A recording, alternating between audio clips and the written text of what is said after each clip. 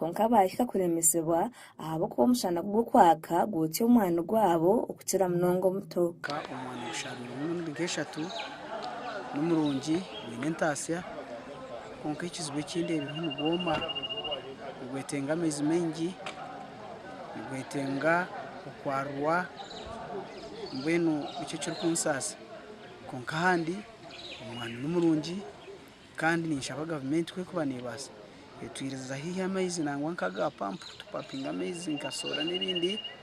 nabwanyuma nyongera hamwana abo kwanyine umwana umuke mu mpingi umwani insangire gwiki ekingwa kirungi ahubwo kuba mukutasya kandi itaka lya kurunira kukunda wabo gukorera ibigurkwenda ubufuhirire ubuhingirire igihe kucemerere bahagendera ababuzwa wabagurikarya kandi oburemezo bundebire ntwetenga irrigation igihe bataraganise ko kuba yizire ikintu kije ko kirungira munonga abantu benda government batereho buryo base kutimba amezi agarukumara ibara base kuyihamezwa gushera umwana gwabo okucana munongo mbwire bo Mushana wagira tractor ikatungera hamezi agutwa kwatimba ikindi umwana cyarengerwe ndijo mugwenda kwarura so twahirwa tukatunga ibyo kwariza nabyo ni problem aha abukantu bironda hari Omushomano ngo gumwe abarisa benjoki nabo bayore buremezi wempazi ezibagizire ngo nizibinga enjoki mu byabo bitwabaye nabasa sente kujya byanabasa twatanduke bumye enjoki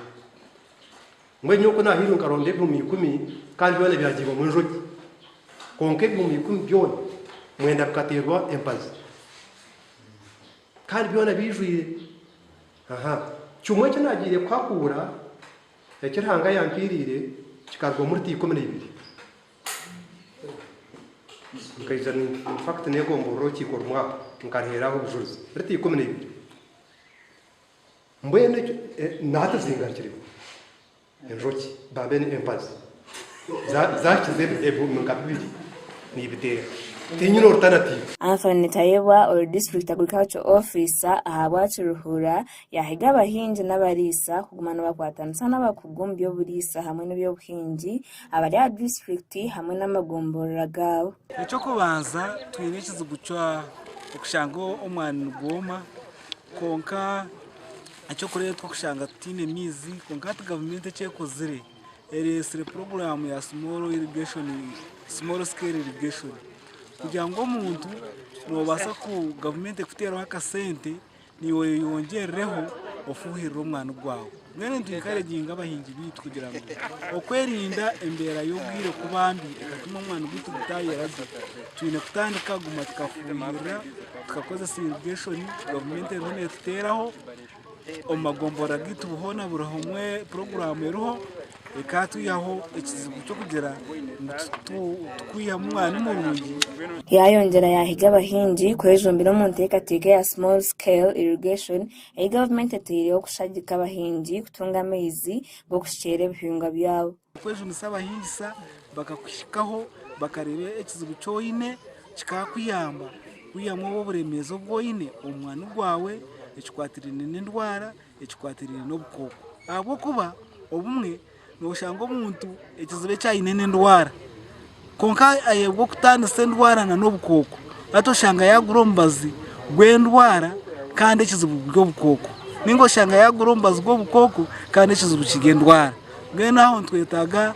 okwejundisa obwenge bw'abahingisa amagombora gitu bakamanya ecyo kutegarisa niki umuringo ngo gumwe Wilfred Kure wa Livestock Information Center wabatebekaniso Omushomogu yahiga abahinji n'abarisa kugumana bebuza ahaba kugu batakatanje projects zabo kubanga sometimes usanga endelwadde kutegede bulwadde nokubedagala nokuba usanga nga spending sente nyingi so fenga leak tukola kitulaba abantu tuteka preventive measures farmer no bango ina program no manya nti ngenda kukola kino at this time ngenda ku vaccinating at this time rand mu buli chokola okifunamu oina records oina buli kimu for more information awusobola okutufuna ku namba y'essimu 0778 0908 28